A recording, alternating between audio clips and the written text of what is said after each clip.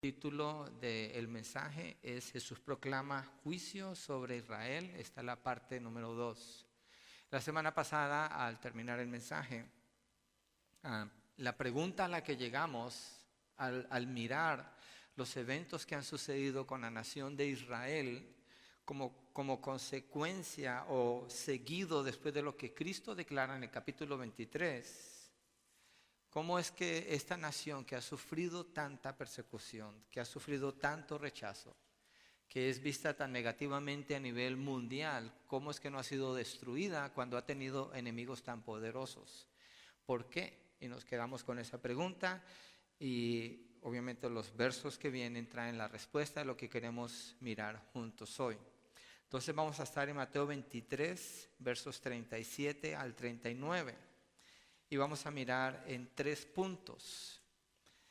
3 puntos, vamos a mirar lo que Jesús está enseñando aquí, lo que Mateo escribió. Y los 3 puntos son: Jesús lamenta el rechazo de Israel. El segundo, Jesús abandona a Israel. Y el tercero, Jesús promete la salvación de Israel. Esos son los 3 puntos y vamos a mirar cómo este texto nos dice esto. Y dice así, versos 37-39 de Mateo 23. Estoy leyendo de la Biblia de las Américas. Jerusalén, Jerusalén, la que mata a los profetas y apedrea a los que son enviados a ella. ¿Cuántas veces quise juntar a tus hijos como la gallina junta sus pollitos debajo de sus alas y no quisiste?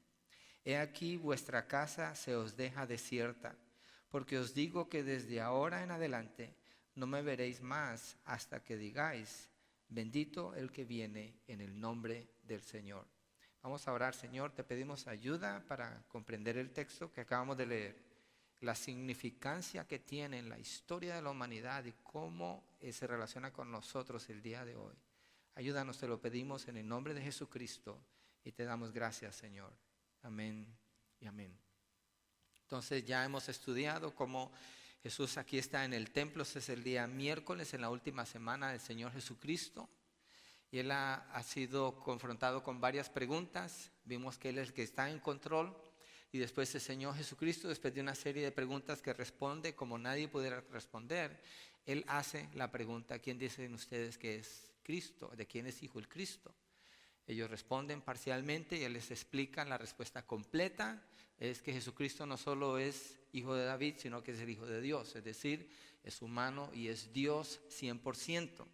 Pusimos la pregunta de qué edad tenía Jesús cuando nació en Belén, y la respuesta la da Jesucristo en Juan 8:58. Antes que Abraham fuese, yo soy. Es decir, él es eterno. En su humanidad, obviamente, nació como un bebé, pero en su deidad él es eterno. Entonces la edad del Señor Jesucristo no la sabemos. Él obviamente habla de su eternidad cuando contesta allí. En base a eso sigue enseñando y pasa a exponer a los escribas y a los fariseos como falsos maestros. Da varias frases de maldición sobre ellos cuando dice: ay de vosotros, escribas y fariseos. Da una lista de 7 que ya los estudiamos. Después, cuando termina eso, el Señor Jesucristo los llama a ellos serpientes, camada de víboras. ¿Cómo van a escapar del juicio del infierno?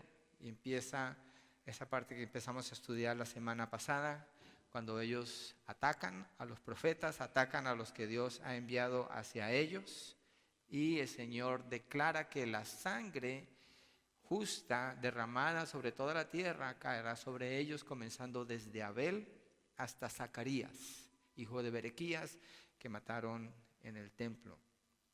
Y en el verso 36 vimos como el Señor les dice: en verdad os digo que todo esto vendrá sobre esta generación.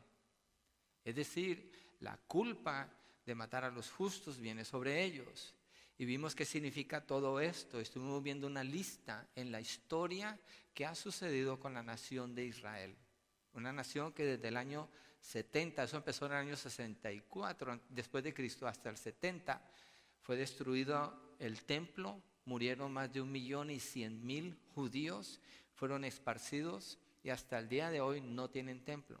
Entonces, en eso quedamos y miramos en todo eso, el holocausto, todo lo que ha sucedido con ellos. ¿Por qué Israel no ha sido destruido? ¿Qué sucede allí cuando ha habido tanta fuerza, tanto ataque contra ellos? Entonces, ahí comenzamos ahora. El primer punto es: Jesús lamenta el rechazo de Jerusalén en el verso 37. Mire, cuando lo leí, y normalmente cuando lo leemos, decimos así: Jerusalén, Jerusalén, la que mata a los profetas y apedrea a los que son enviados a ellas. Este término, la manera como está escrito, tiene un énfasis doble. Y ese énfasis doble en la manera como está escrito, es una exclamación, está mostrando una tristeza profunda. Lo que está mostrando es un cariño y un amor profundo, pero con una tristeza muy profunda de parte del Señor.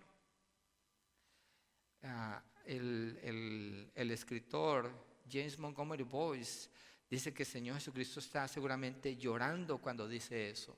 Lucas capítulo 19, vamos allí para mirar la expresión que el Señor está haciendo allí cuando dice Jerusalén, Jerusalén. Lucas 19, 41 al 44, el Señor Jesucristo se lamenta sobre Jerusalén, aunque esta es en otra ocasión. Dice: cuando se acercó al ver la ciudad, lloró sobre ella, diciendo: si tú también hubieras sabido en este día lo que conduce a la paz, pero ahora está oculto a tus ojos, porque sobre ti vendrán días cuando tus enemigos echarán terraplén delante de ti, te sitiarán, te acosarán por todas partes y te derribarán a tierra de tus hijos dentro de ti y no dejarán en ti piedra sobre piedra, porque no conociste el tiempo de tu visitación. Lo que está mostrando la Escritura cuando Jesucristo habla de este juicio sobre Israel, Él no está expresando ira solamente sobre ellos, Él está llorando por la condición en que ellos se encuentran, y la manera correcta, tal vez, obviamente no lo puedo leer como Jesús lo dijo, pero aproximándonos, sería con lágrimas en nuestros ojos decir: Jerusalén, Jerusalén, la que mata a los profetas y apedrea a los que son enviados a ellas. Hay mucho sentimiento aquí. El corazón del Señor Jesucristo está desgarrado en este momento cuando dice Jerusalén, Jerusalén. Él está mostrando su amor por esta ciudad, y cuando se refiere a Jerusalén es lo que representa a la nación de Israel, no solamente a esta ciudad, porque allí estaba el templo. Él primero les había hablado a ellos por medio de parábolas de su maldad, pero ahora lo está haciendo directamente en la forma como hace en esta expresión. Y yo pienso en esto: Jesucristo está hablando de juicio contra ellos, pero está llorando por esta ciudad. Cuando nosotros miramos el mundo alrededor, la situación en que se encuentra el mundo, nosotros sabemos con certeza que lo que viene para este mundo no es mejor, no es bueno. No es bueno en el sentido de que cuando el Señor venga, Él trae juicio. Él no viene para salvar a nadie, Él viene para traer juicio sobre la tierra. Segunda de Tesalonicenses dice Pablo en el capítulo 1, versos 8 y 9, que Jesucristo viene con sus ángeles en llama de fuego para dar retribución a los que no creen en Dios ni obedecen su evangelio. Está hablando de destrucción. Apocalipsis describe esa destrucción. Entonces, cuando oramos nosotros por una persona que está perdida, o cuando miramos a una persona que está perdida, ¿será que nos recargamos por el lado de la ira y el juicio y no lloramos por esa persona? Yo creo que el Señor nos da un ejemplo aquí de lo que es compasión y llorar y sentir carga por una persona que está perdida. Y nosotros debemos considerar eso en nuestra oración. Ahora, si usted no ora por los perdidos, es tiempo de orar por ellos. Es tiempo de clamar por ellos. Y de clamar, el clamor lleva en sí un peso en el corazón, donde se derrama eso delante del Señor, suplicando por la salvación de esas personas. A veces la iglesia puede caer como estaban los judíos, los fariseos y los escribas. Ellos tomaban la posición de que ellos tenían el derecho de pertenecer al reino de Dios, porque tenían la ley, tenían los profetas. Y miraban a los gentiles como impíos, como perdidos, como pecadores, pero ellos no se veían así. La iglesia puede caer en algo así. Yo creo que es importante tener en cuenta esto, cómo aplica esto a nuestras vidas.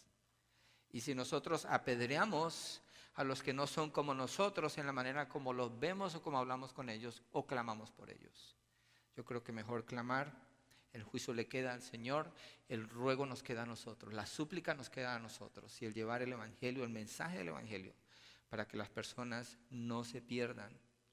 Y sigue diciendo en el verso 37, Jerusalén, Jerusalén, la que mata a los profetas y apedrea a los que son enviados a ellas. Está describiendo, ya lo vimos el domingo pasado, esa es la característica de esta ciudad y de esta nación. Rechazar a los profetas, por generaciones lo hicieron. Cada profeta que estudiamos fue una vida difícil para ellos y muchos fueron asesinados, apedreados, rechazados. Y hasta el día de hoy, esa es la postura de la nación de Israel, en contra del Evangelio, en contra de los que predican y traen el mensaje de la paz que Dios da a través del Señor Jesucristo en general. Esa es la postura de esta nación.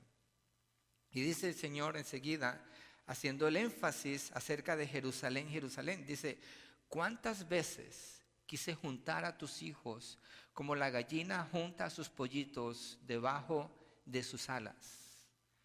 Ese es cuando la gallina junta a los pollitos, es el amor de la mamá, obviamente es un animal, pero los mete debajo de sus alas. ¿Alguna vez ha visto eso? Como hace la gallina y se agacha y los está cubriendo allí. Jesucristo está mostrando como la intención de su corazón desde el Antiguo Testamento ha sido la de llamar a Israel. Los llamó, los sacó de Egipto, los llevó a través del desierto, los cuidó, los alimentó, los protegió, los defendió, les dio la tierra prometida, siempre queriendo tenerlos bajo sus alas, bajo su protección, bajo su amor, para que ellos estén seguros con Él. En Mateo 11, 28 al 29, el Señor Jesucristo hace un llamado y dice, venid a mí todos los que estáis cansados y trabajados y yo os haré descansar. Tomad mi yugo que es fácil y mi carga que es ligera. Estás llamando, vengan, descansen en mí. ¿Cuántas veces ha escuchado usted el llamado al arrepentimiento que el Señor hace? El Señor no ha cambiado. Ese es un llamado a Israel en particular, pero el Señor Jesucristo extiende su llamado general a todas las personas ahora.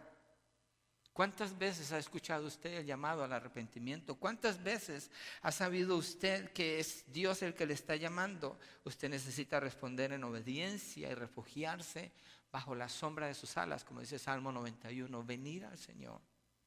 No hacer oído sordo a la palabra del Señor, sino mejor responder. Israel hizo un oído sordo. Ellos cerraron sus corazones y rechazaron al Señor Jesucristo. Pero a pesar de ese rechazo, la compasión del Señor Jesucristo por ellos, en este texto resalta más que la ira y el juicio sobre ellos. Es mucho mayor. No estoy diciendo que uno sea superior al otro, pero yo lo puedo ver aquí como el texto lo está presentando. Entonces, el Señor compara su amor por ellos con el cuidado de una gallina tratando de juntar a sus pollitos, y de ellos dice, y no quisiste. Ellos tenían todo allí, pero no quisieron. Jerusalén no quiso. Fue la voluntad de ellos rechazar al Mesías. Y no solo eso, sino enviarlo a la cruz, llevarlo hasta la cruz para deshacerse de él, en lugar de meterse bajo la protección del Señor. Es un pecado horrendo el que ellos están a punto de hacer ese día miércoles, acuérdese. Pero el Señor Jesucristo muestra ese amor por ellos y esa decisión que ellos han tomado. Juan 1:11 dice, a los suyos vino y los suyos no le recibieron. Imagínese el privilegio de tener al Señor Jesucristo en persona con ellos, el Mesías prometido. La evidencia de los milagros que Él hizo, erradicó casi todas las enfermedades en Palestina, la evidencia de su poder sobre las tormentas, la evidencia de multiplicar los alimentos para miles de personas, la evidencia de su enseñanza con autoridad, la evidencia de Jesús mostrando poder sobre la muerte cuando resucita a Lázaro y a otras personas, porque no es el único. Ellos tienen toda esa evidencia, tienen todo ese privilegio, pero deciden que no quieren ni la protección ni el amor del Señor y rechazan al Mesías. Dicen no al Señor, lo hacen a un lado. Que nosotros no haya esa actitud, que si usted escucha la palabra y ve el cuidado que el Señor le ofrece, no levante un juicio sobre el Señor, ni sobre lo que el Señor le está ofreciendo. Más bien abra su corazón, deje que Dios cuide de usted, deje que Dios le pastoree. Salmo 23 habla de esto, del amor del Señor. Pero es necesario ser oveja para tener el cuidado de este pastor. Es necesario ser oveja, es decir, meterse bajo su cuidado, someterse a Él, creerle a Él, dejar que Él sea el que lidere su vida. Vamos al segundo punto. Jesús abandona a Israel, verso 38. He aquí vuestra casa se os deja desierta. Yo estaba mirando en lo que dice Mateo aquí. Vuestra casa, estaba mirando la importancia de definir casa aquí en Deuteronomio 12, verso 5. Vamos a ir allí. Dice que Dios es el que escoge donde Israel puede adorarlo a Él. Deuteronomio 12, 5. Sino que buscaréis al Señor en el lugar en que el Señor vuestro Dios escoja. El que está escogiendo es Dios. En el lugar en que el Señor vuestro Dios escoja de todas vuestras tribus, para poner allí su nombre para su morada, y allí vendréis. Dios establece el lugar o la casa. Obviamente ese primer lugar fue el tabernáculo, después vino a ser el templo. Mire el verso 11 allí mismo. Entonces sucederá que al lugar que el Señor vuestro Dios escoja para morada de su nombre, allí traeréis todo lo que yo os mando, vuestros holocaustos y vuestros sacrificios, vuestros diezmos y la ofrenda alzada de vuestra mano, y todo lo más selecto de vuestras ofrendas votivas que habéis prometido al Señor. Dios lo escoge el lugar y Dios les dice que van a traer allí como símbolo de adoración a Él. Versos 13 y 14 ahí mismo. Cuídate de no ofrecer tus holocaustos en cualquier lugar que veáis, sino en el lugar que el Señor escoja en una de tus tribus. Allí ofrecerás tus holocaustos y allí harás todo lo que yo te mando. El que está escogiendo ese lugar es Dios, el que lo establece es Él. Miren, Primera de Reyes 9:1. El Señor está hablando aquí con Salomón. Salomón construye el templo y hace una oración dedicatoria, dedica el lugar a Dios, al Señor. Y el Señor le está respondiendo aquí a él. Primera de Reyes 9, del 1 al 3. El punto que estamos haciendo es, ¿por qué el Señor Jesucristo dice, su casa se les dejará desierta o abandonada? ¿Qué es esta casa? Porque esta casa es el lugar donde Dios es adorado. Primera de Reyes 9, 1 al 3. Sucedió que cuando Salomón había acabado de edificar la casa del Señor. ¿Edificar qué? La casa del Señor, ¿cierto? La casa del rey y todo lo que Salomón deseaba hacer. Hizo dos casas, pero una casa la del Señor. El Señor se apareció a Salomón por segunda vez, tal como se lo había aparecido en Gabaón. Y el Señor le dijo, he oído tu oración y tu súplica que has hecho delante de mí. Mire que Dios es el que está hablando aquí. Y dice, he consagrado esta casa que has edificado, poniendo allí mi nombre. ¿Hasta cuándo? Para siempre. Esto es importante. Esto es muy importante para entender lo que Jesús está diciendo en Mateo 23. Poniendo allí mi nombre para siempre, en ella estarán mis ojos y mi corazón. ¿Hasta cuándo? Perpetuamente o todos los días. Dos palabras absolutas. Para siempre, pues eso es una frase, y perpetuamente, absolutas. Es decir, la manera como podemos definir para siempre y perpetuamente es que nunca se termina. Es decir, que lo que Dios dijo que va a hacer, eso no tiene fin. Es decir, no se va a acabar, no se va a cortar. Pero Jesús en Mateo 23 les está diciendo, su casa les será dejada desierta. ¿Cuál casa está hablando de él? Esta casa. La casa que Dios estableció como el lugar donde Él iba a ser adorado, donde ellos traían sus holocaustos. Por eso cuando Jesús habla con la mujer samaritana en Juan 4, Él le dice, ustedes no saben lo que hacen, ustedes no saben dónde adorar. El lugar donde se adora es Jerusalén, pero viene el tiempo que ni aquí ni allá, sino Está hablando de Dios es espíritu, debe estar adorado en espíritu y en verdad. Pero Jesús trata con eso, aclarando eso. Entonces, mire versos 6 y 9, para avanzar un poquito más, para establecerlo más como está aquí. Pero si en verdad vosotros o vuestros hijos os apartáis y no guardáis mis mandamientos y mis estatutos que he puesto delante de vosotros, y os vais y servís a otros dioses y los adoráis, entonces cortaré a Israel de sobre la faz de la tierra que les he dado, y la casa que he consagrado a mi nombre la echaré de mi presencia, e Israel se convertirá en refrán y escarnio entre todos los pueblos. Es lo que Jesús les dijo. En el capítulo 23, la semana pasada lo vimos. Todo esto vendrá sobre ustedes. ¿Por qué? Porque ellos han rechazado al Señor. Por eso viene toda esa aflicción sobre ellos. Es lo que el Señor está diciendo aquí, que Él va a hacer si ellos lo desobedecen a Él. Entonces coincide una cosa con la otra. Verso 8. Y esta casa se convertirá en un montón de ruinas. Todo el que pase quedará atónito y silbará y dirán: ¿por qué ha hecho así el Señor a esta casa, a esta tierra y a esta casa? Pero ¿qué hacemos cuando el Señor Jesucristo, cuando el Señor dice, obviamente es el Señor en el Antiguo Testamento, dice: estaré en esta casa para siempre, este será mi lugar eterno con ustedes? ¿Qué hacemos con eso? ¿Hay una contradicción aquí? Yo no creo que haya una contradicción aquí. Yo creo que estamos viendo una parte de lo que Dios quiere mostrarnos, y Mateo 23 nos deja ver la otra parte que necesitamos ver para mirar todo el picture completo, todo el panorama completo.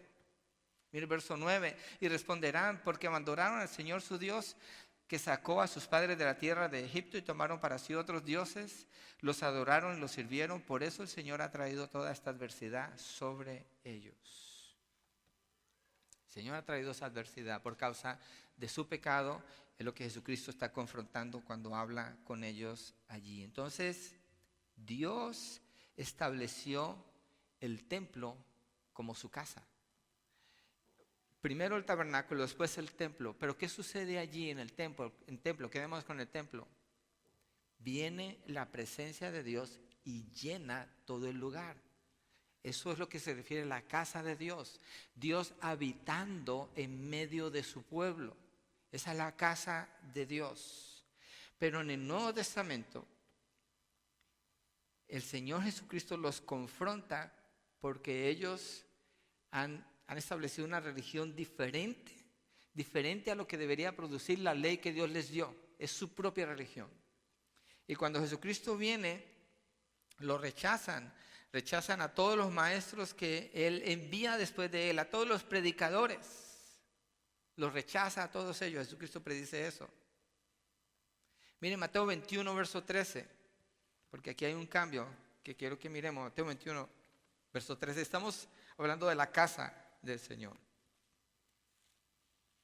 Yo sé que hoy voy a usar un poco más de escrituras, así que téngame paciencia, y si necesita revisarlo, ahí está el audio. Va a salir luego, en esta semana lo ponemos en aplicación y va a salir también en YouTube. Mateo 21, verso 13, dice: mi casa será llamada casa de oración.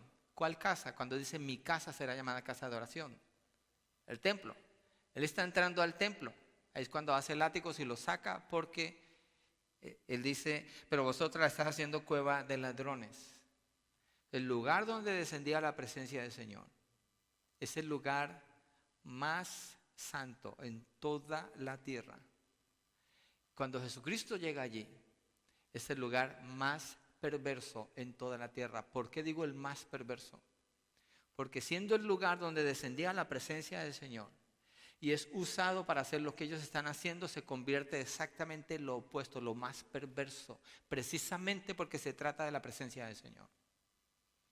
Y Jesucristo les dice a ellos: mi casa será llamada casa de oración, pero ha sido profanada.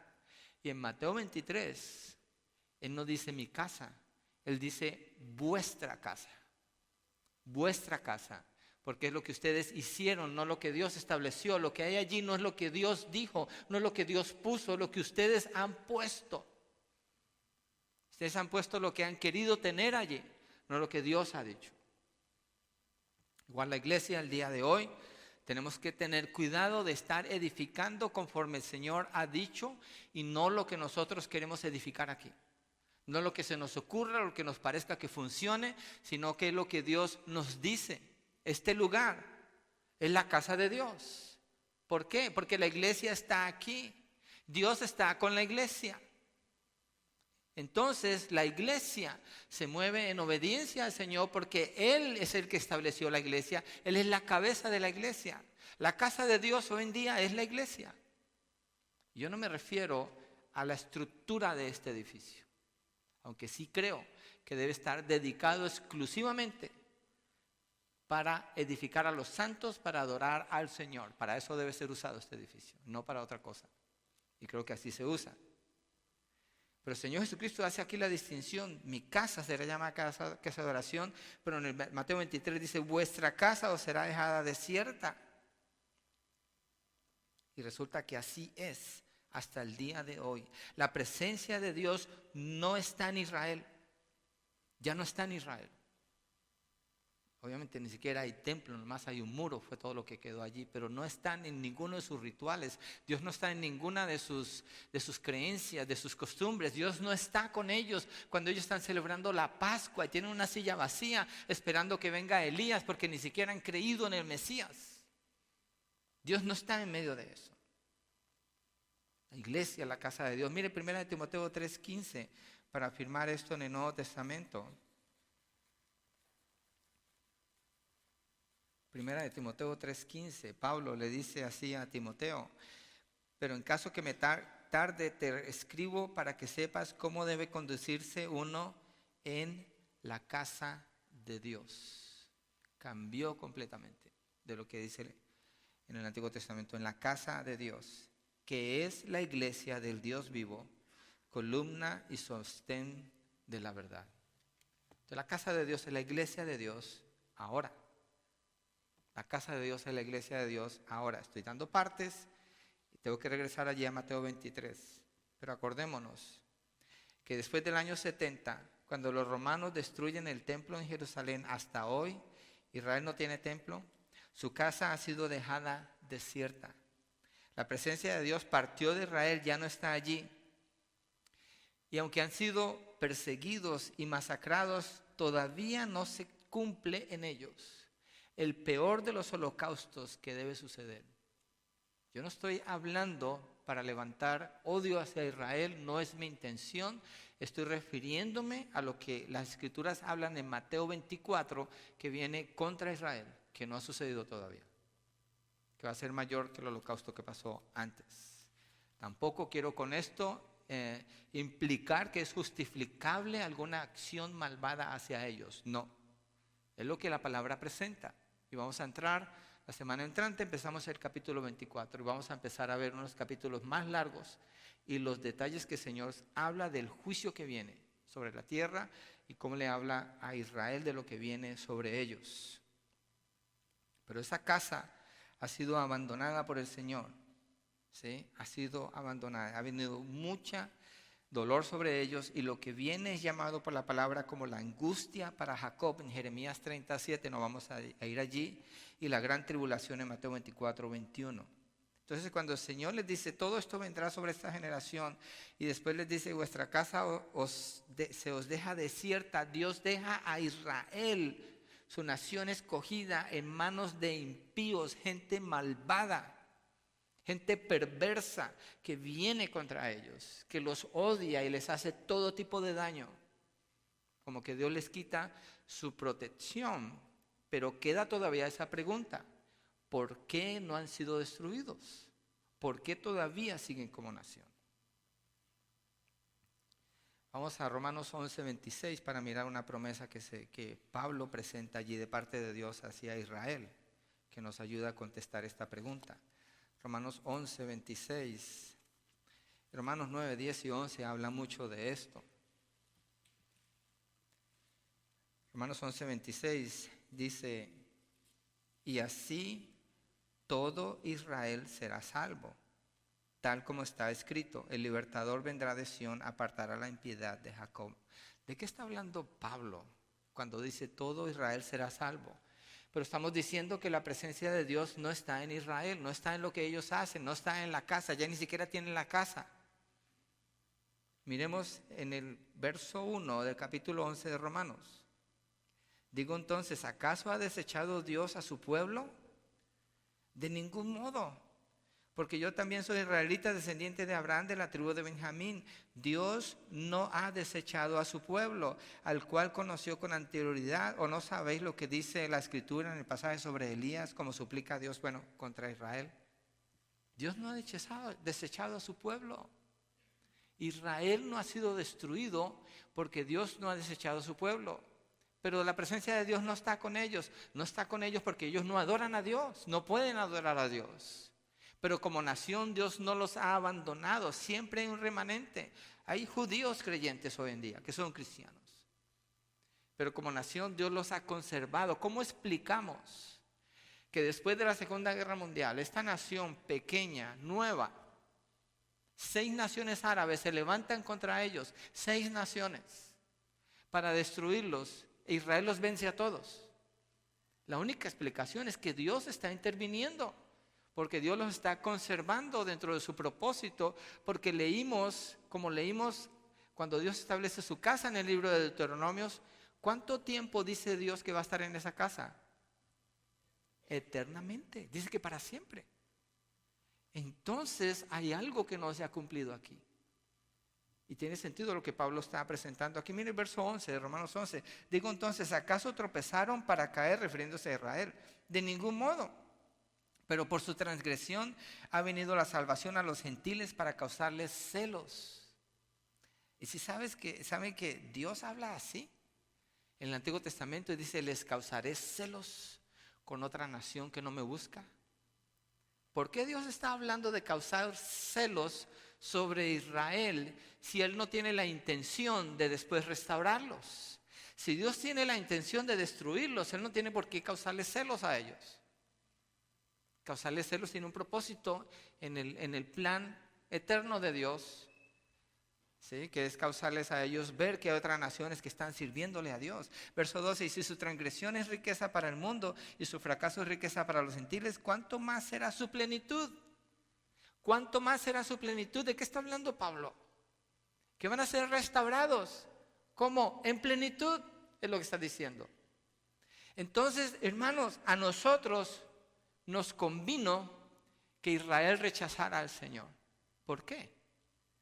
Porque se abrió la puerta para los gentiles bien amplia y empezamos a entrar de todas las naciones, de todos los pueblos, de todas las lenguas. Empezó el Señor a salvarnos. ¿A quiénes? A los que no buscábamos a Dios, a los que no teníamos la ley, no teníamos los profetas, no teníamos futuro, no teníamos esperanza, no teníamos nada. Éramos enemigos de Dios, éramos paganos. Se abrió la puerta para nosotros. Israel quedó en pausa. Israel quedó en pausa cuando el Señor Jesucristo dijo, su casa les es dejada desierta, les es dejada abandonada. Abandono es la palabra que significa allí. Entonces nosotros hemos entrado, pero nosotros no somos Israel. Si nosotros fuéramos Israel, Pablo diría eso aquí, pero Pablo está diciendo, Dios no ha rechazado a Israel. Dice, si el rechazo de ellos ha sido riqueza para los gentiles, ¿cuánto más será su plenitud? Miren verso 15, ahí en Romanos 11. Porque si el excluirlos a ellos es la reconciliación del mundo, ¿qué será su admisión sino vida de entre los muertos? Su admisión. Y mantengamos en mente que Pablo está hablando de la nación de Israel, no de unos judíos aquí y otros judíos allá. Gloria a Dios por los que se han convertido. Él está hablando de la nación. Verso 18, no seas arrogante para con las ramas, pero si eres arrogante, recuerda que tú no eres el que sustenta la raíz, sino que la raíz es la que te sustenta a ti. Es decir, Dios es el que ha hecho eso. Nosotros no hicimos nada para entrar, para ser injertados en el tronco. No hicimos nada. A Dios le plació ponernos. ¿Y por qué nos puso? Porque había quitado otras ramas. ¿Cuáles son esas otras ramas? Es Israel. Pero mira lo que Pablo sigue diciendo. Verso 24 cuál me quedé? Me perdí. Oh, el 18, ya lo encontré. 23. Y también ellos, si no permanecen en su incredulidad, serán injertados. ¿Quiénes? Israel. Pues poderoso es Dios para injertarlos de nuevo. Lo que Pablo dice es, eso le pertenece a Dios. Nosotros podemos sacar conclusiones. Nosotros podemos decir, no, ya están desechados, nosotros tomamos su lugar. Pero para Dios no es imposible hacer esto. Y coincide con lo que Dios dice desde el Antiguo Testamento, que en esa casa Él va a habitar eternamente. ¿En cuál casa? En el templo. No está hablando de la iglesia, está hablando del templo. Sus palabras indican el templo. ¿Cuál templo? El templo que se construye en Jerusalén. ¿Por quién? Por la nación de Israel, porque nosotros nunca vamos a construir un templo en Jerusalén, jamás. Eso solo la nación de Israel es la única que piensa así. Y es la única que lo puede llevar a cabo. Es el plan de Dios. Verso 24. Porque si tú fuiste cortado de lo que por naturaleza es un olivo silvestre, y contra lo que es natural fuiste injertado en un olivo cultivado, ¿cuánto más estos, que son las ramas naturales, serán injertados en su propio olivo? ¿Quiénes son estos? Es Israel. ¿Quiénes son las ramas naturales? Son ellos. ¿Por qué? Ellos son la nación escogida por Dios. Nosotros no somos una nación escogida por Dios. Hemos sido hechos nación o pueblo en Cristo Jesús para anunciar las virtudes de Él que nos llamó de las tinieblas a su luz admirable. Pero somos de todas las naciones. Y ninguna de nuestras naciones aparece en ningún texto con nombre propio designada como una nación que es restaurada. La única que aparece es Israel. Es la única. Está bien decir yes, amén. O en inglés dicen say it again, bro. Así es. 25. Porque no quiero, hermanos, que ignoréis este misterio, para que no seáis sabios en vuestra propia opinión, que a Israel le ha acontecido un endurecimiento parcial hasta, y quiero que tomen en cuenta esta palabra, hasta que haya entrado la plenitud de los gentiles. Es clave esta palabra hasta, ahorita lo vamos a ver. Hasta que haya entrado la plenitud de los gentiles. Y así todo Israel será salvo, tal como está escrito. ¿Cuánto de Israel? Todo Israel. De ninguna nación la palabra habla jamás así, solamente de Israel, solamente de ellos. Ok, entonces movámonos al punto 3. El primero fue Jesús lamenta el rechazo de Israel. El segundo es Jesús abandona a Israel, es cierto. Pero el tercero, Jesús promete la salvación de Israel. Miremos el verso 39, allí en Mateo 23, nuestro texto base. Porque os digo que desde ahora en adelante no me veréis más hasta, aquí hay otro hasta, acuérdense el que vimos allá, hasta que digáis bendito el que viene en el nombre del Señor. Pablo dijo hasta que la plenitud de Israel sea restaurada, hasta que todo Israel se regrese con Dios. Entonces ese hasta, en esta declaración que el Señor hace en el verso 39, aclara bastante aquí, porque os digo que desde ahora en adelante, le está diciendo a los fariseos y escribas que representan a todo Israel allí en Jerusalén, en el templo. Estas son las últimas palabras que Jesús dice en el templo. Ni una otra palabra dice Él después de esto. Aquí termina. Todo lo que Jesús ha dicho en el templo, aquí está terminando. No me veréis más hasta que digáis bendito el que viene en el nombre del Señor. El punto final de todas sus declaraciones y de su presencia en el templo, cuando Él deja el templo, la presencia de Dios completamente deja ese lugar. Y después viene todo lo que estudiamos la semana pasada. Y después en el capítulo 24, lo que narra Mateo, está hablando de Jesucristo en privado. Ya no enseña en público, ya no predica en público, ya no le habla a las multitudes, ya no hace milagros. Él está solamente con sus discípulos y les empieza a enseñar todo lo que viene, todo lo del reino. Se dedica solamente a ellos. Él ya terminó con Israel allí. Entonces, para Israel como nación, Ya no hay ministerio de parte del Mesías. Se terminó hasta que digáis, bendito el que viene en el nombre del Señor. Esas son las palabras del Señor Jesucristo. Ahí está la clave para entender cómo es que esta nación tan pequeña, que ha sido masacrada, perseguida y rechazada por siglos, no ha sido destruida. Porque el Señor Jesucristo, ese no es el mío. El Señor Jesucristo dijo hasta que digáis. Entonces Israel son los que van a decir eso. ¿A quién le dijo Jesús que iban a decir eso? A Israel, ¿cierto? Los escribas y los fariseos representan a Israel. Entonces dice, hasta que ustedes digan esto, me van a ver de nuevo en mi casa. ¿Ok? Ellos no lo han dicho, Jesucristo no está allí, la presencia de Dios no está allí. Él alcanza a todas las naciones de afuera, los gentiles, entramos nosotros, seguimos siendo gentiles, porque todavía no ha sucedido ese hasta. Cuando en Mateo 21 el Señor Jesucristo entra, no vamos a ir allí, pero en general lo quiero mencionar, el Señor Jesucristo entra a Jerusalén. Es lo que conocemos como la entrada triunfal. Las multitudes gritan, Hosana al Hijo de David, bendito el que viene en el nombre del Señor, Hosana en las alturas. Eso es Mateo 21, verso 9. Ellos están diciendo esto, bendito el que viene en el nombre del Señor. ¿Por qué Jesús no considera eso como el cumplimiento de lo que Salmo 118 está hablando, del cumplimiento de esta declaración? ¿Por qué Él no lo pone junto? Porque cuando Él entró en Jerusalén y las multitudes declaran, bendito el que viene en el nombre del Señor, lo están haciendo emocionalmente, pero no lo están haciendo con una conciencia clara de quién es Jesús. Ellos quieren coronarlo a Él como un libertador terrenal, físico, político, como una figura política, como una figura militar para liberarlos en ese momento allí. Pero ellos no han entendido que Jesucristo viene a morir por ellos. Entonces Jesucristo no acepta y no deja que suceda esa coronación. Por eso muchas veces se les dice, cuando hace milagros, cuando hace maravillas, dice, no le digan a nadie. Y dice, pero ¿por qué Jesús no quiere? Porque no está permitiendo que lo coronen fuera de tiempo. No es el tiempo. Ese no es el cumplimiento de lo que el libro de Salmos presenta. Ahorita vamos a ver ese Salmo al final.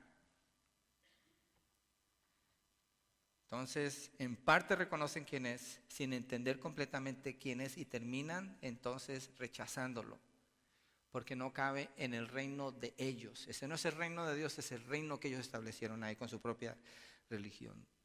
Entonces Israel, con pleno conocimiento jamás, como nación, me refiero como nación, nunca ha dicho, bendito el que viene en el nombre del Señor. Jesucristo, cuando dice que no lo verán de nuevo hasta que hagan esta declaración, está estableciendo el futuro delante de ellos. Le está diciendo, ustedes como nación un día van a declarar, bendito el que viene en el nombre del Señor. Él les está diciendo, acuérdese, cuando estamos estudiando la vida del Señor Jesucristo, Él está declarando el futuro. Le está diciendo exactamente qué va a suceder. Le está diciendo, ustedes me van a ver de nuevo en la casa hasta que hagan esta declaración, establece el futuro. Y para que se cumpla, es necesario que la nación sea conservada como tal, como nación. Por esa razón Israel no ha sido destruida. Porque tiene que cumplirse lo que el Señor dijo. Eso es lo que Él estableció para el futuro. ¿Sí? Y ya llevamos unos 2000 años, eso no ha sucedido. No sabemos cuándo viene el Señor Jesucristo por su iglesia y luego la gran tribulación y la restauración de Israel, pero sabemos que a través de los siglos, algo que sabemos de seguro, todo lo que el Señor ha dicho, exactamente como Él ha dicho, lo ha hecho. ¿Se acuerda en la Semana Santa? Estuvimos estudiando Lucas 22. El Señor hace una serie de declaraciones futurísticas cercanas y todas suceden exactamente como Él dice. Él está demostrando ser Dios. Cuando Él le habla a Israel, le dice esto, Él está diciendo como Dios. Les está diciendo, hasta que ustedes hagan esta declaración me van a ver de nuevo. Es decir, ustedes la van a hacer. Ustedes la van a hacer. Dios ha mantenido siempre fiel a su palabra, siempre ha cumplido sus promesas, nunca ha hecho una promesa a alguien queriendo decir otra cosa. Su promesa fue a Israel y a Israel se la va a cumplir. Dios es fiel, pero también Dios es poderoso y es soberano para llevar a cabo lo que Él dijo que va a suceder. Por eso sabemos que Él lo va a hacer. Cada detalle de la humanidad, como lo vimos la semana pasada en una manera general, cada detalle de la historia de la humanidad le pertenece a Dios y solo a Dios. ¿Ustedes creen que lo que está sucediendo en Siria, por ejemplo, Dios no está en eso? Lo que sucede con Irán, Dios no está en eso. Lo que sucede con Corea, ¿ustedes creen que Dios está ajeno de eso? Lo que sucede con nuestro presidente, como se percibe en el mundo, ¿ustedes creen que Dios no está en eso? Dios está en cada detalle de la historia. Pero tenemos que tener nuestros ojos puestos en una nación en particular, en Israel. Porque el Señor Jesucristo dice que todos los eventos tienen que ver con que se cumplan estas palabras específicamente en esta nación. Y así lo va a hacer Él. No hay nada que esté fuera del alcance del Señor. Dios no necesita un plan B. Como que Israel me falló, yo les hice las promesas a ellos, ¿qué hago? Oh, pues voy a llamar a estos y ya resolví el problema. Dios no cambia nada, Dios nunca cambia. Y Dios no promete algo que no va a cumplir, Dios no habla algo que no quiere decir.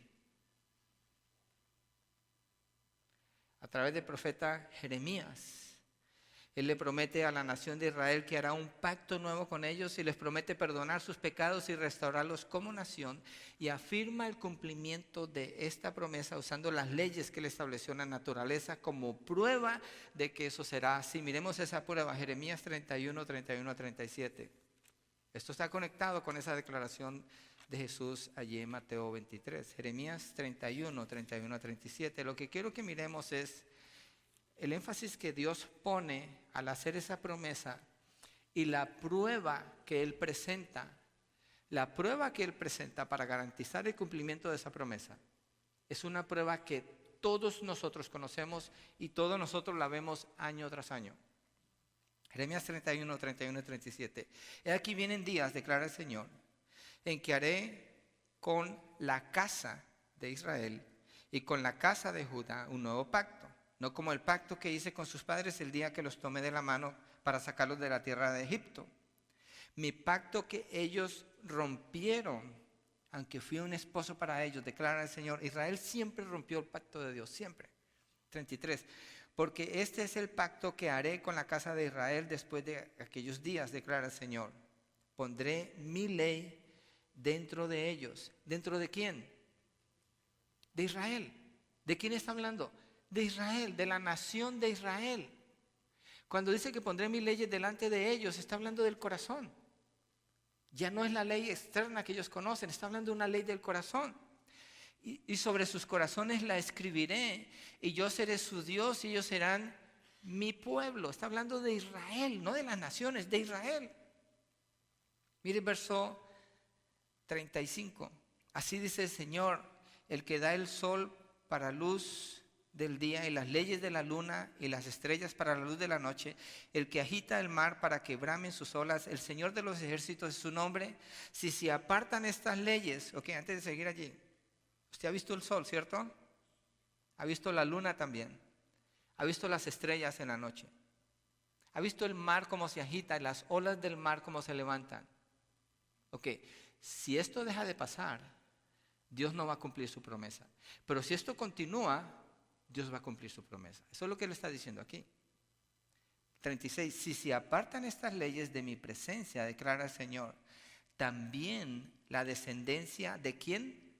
De Israel, de la nación de Israel, dejará de ser nación en mi presencia para siempre. Y no han dejado de ser nación porque Dios prometió que primero se van a acabar las estaciones y el sol y la luna antes que Él parar de cumplir su promesa con ellos. Verso 37, así dice el Señor, si los cielos arriba pueden medirse y explorarse bajo los cimientos de la tierra, también yo desecharé toda la descendencia de Israel por todo lo que hicieron. O sea que, ¿desecha Dios a Israel o no? No. Dios no lo desecha. Por eso cuando Jesucristo dice, su casa les es dejada desierta hasta, y no me van a ver más hasta que ustedes digan, bendito el que viene en el nombre del Señor. Miremos Isaías. Isaías 53. Usted va a decir, pero ¿por qué Isaías 53? Si lo usamos para evangelizar. Isaías 53 está escrito en un lenguaje que cuando lo miramos detenidamente podemos ver un grupo en particular está experimentando esto. Isaías 53 es algo que sucede en el futuro, aunque nosotros lo usamos para hablar del pasado y su relación con nuestra salvación, que es ok. Pero Isaías 53, versos 2 al 6. Creció delante de él como renuevo tierno, como raíz de tierra seca. No tiene aspecto hermoso ni majestad, está hablando de Jesucristo, para que le miremos. ¿Sí o no que cuando leemos este texto, nosotros pensamos, cuando nosotros, no está hablando de nosotros. Cuando le miremos, Isaías, ¿a quién le está escribiendo esta profecía? A Israel. Isaías le está profetizando a Israel para que le miremos, ni apariencia para que le deseemos. ¿Quiénes? Los judíos. Mira el verso 3. Fue despreciado y desechado de los hombres, valor de dolores y experimentado en aflicción, y como uno de quien los hombres esconden el rostro, fue despreciado y no le estimamos. ¿Quiénes no le estimaron? Los judíos. Ciertamente él llevó nuestras enfermedades. ¿De quién? De Israel. Y cargó con nuestros dolores, con todo nosotros le tuvimos por azotado, por herido de Dios y afligido. ¿Quiénes son nuestros, nosotros, nuestras? Es Israel. Isaías está hablando de Israel. Verso 5, mas él fue herido por nuestras transgresiones, molido por nuestras iniquidades, el castigo por nuestra paz cayó sobre él, y por sus heridas hemos sido sanados. Todos nosotros, ¿quiénes son nosotros? Israel, nos descarriamos como ovejas, nos apartamos cada cual por su camino, pero el Señor hizo que cayera sobre él la iniquidad de todos nosotros. Este lenguaje solamente le queda a Israel. Nosotros lo usamos para referirnos a nuestra salvación y que hemos sido hechos partícipes de esto, pero en realidad está refiriéndose a Israel. La única manera que esto se puede cumplir es con Israel. Miremos uno más, Zacarías. Zacarías 12:10.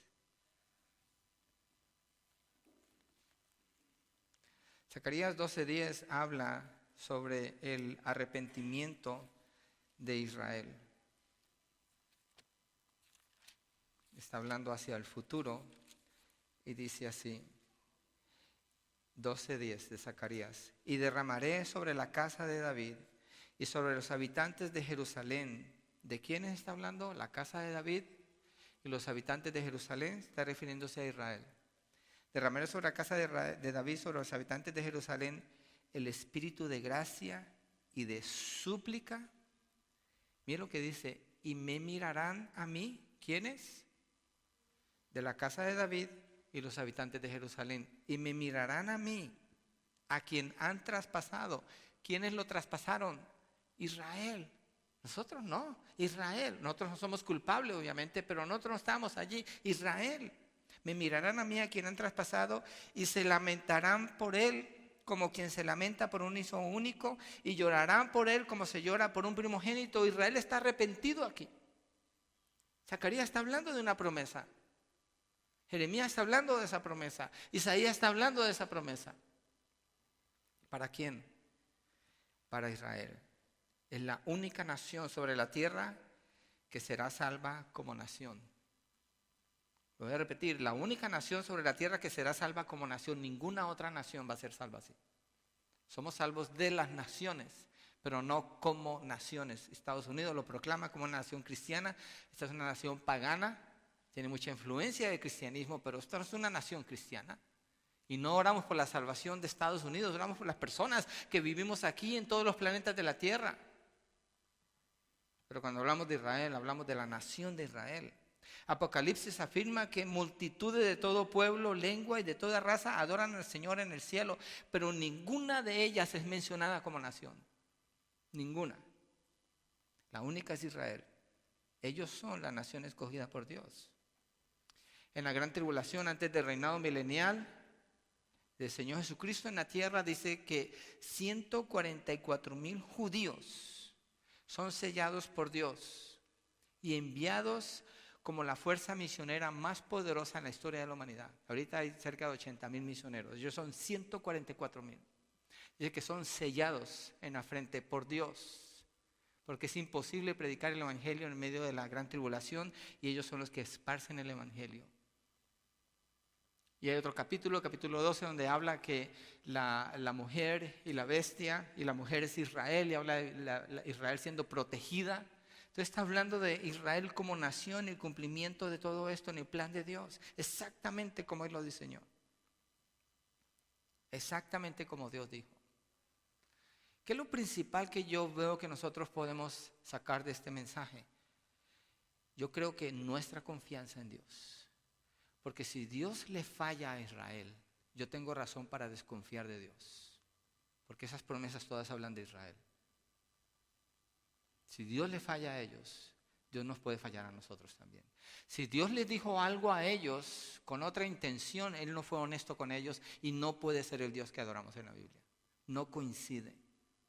Y lo que Jesucristo dice aquí en el verso 39 de Mateo 23, porque os digo que desde ahora en adelante no me veréis más hasta que digáis, bendito el que viene en el nombre del Señor.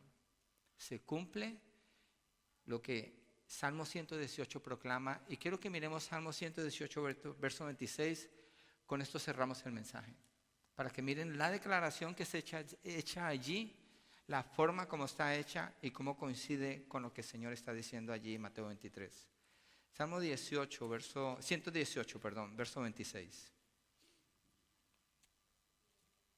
Dice, bendito el que viene en el nombre del Señor. ¿Quién está diciendo eso? Israel. Los salmos fueron escritos por israelitas. Israel, bendito el que viene en el nombre del Señor. Pero mire la siguiente frase. Desde la casa del Señor os bendecimos. Y ese es el texto al que el Señor Jesucristo se refiere. Desde la casa del Señor os bendecimos, es decir, ese templo se va a edificar otra vez, y ese templo de allí Israel va a declarar que Jesucristo es el Hijo de Dios. Ellos van a llorar cuando lo vean, ellos van a reconocer que ellos lo traspasaron. Ellos van a reconocer que Él es el Mesías, y como nación ellos van a ser restaurados allí. Cuando eso suceda, cuando todas esas profecías se cumplan, cuando todas estas escrituras se cumplan. Eso es lo que Jesucristo está hablando cuando les dice esto en Mateo 23, y en las últimas palabras que Él dice, estando en el templo, lo último que Él dice, exactamente como Él ha dicho, así lo va a hacer.